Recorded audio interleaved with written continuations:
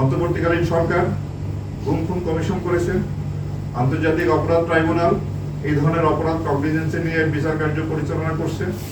আমরা আশা করব সুষ্ঠু নিরপেক্ষ তদন্তের মাধ্যমে আমাদের বিরুদ্ধে যে অভিযোগ আছে তার সুষ্ঠু তদন্ত হবে এবং এর বিচার হবে, এবং এইভাবেই আমাদের দায় মুক্তি সম্ভব। অন্য কোনোভাবেই আমরা এই দায় থেকে মুক্ত হতে পারবো না। কেবলমাত্র সুষ্ঠু তদন্ত এবং বিচারের মাধ্যমেই আমরা দায় মুক্ত হতে চাই।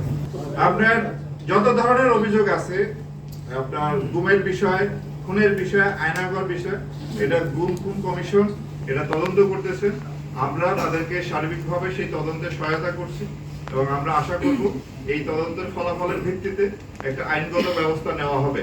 র্যাবের আয়নাঘর ছিল কিনা? র্যাবে যে আয়নাঘরের যে বিষয়টা এসেছে সেটা আপনার এটা তো ছিল, আছে, এবং কমিশন আমাদেরকে নির্দেশ দিয়েছেন যে যে যা অবস্থায় আছে ওই অবস্থায় রাখার জন্য। কোথাও এখন কোন রকম যেন কোনো পরিবর্তন না করা হয়। অ্যাকর্ডিংলি আমরা ঠিক ওইভাবেই রেখেছি যা যেভাবে ছিল।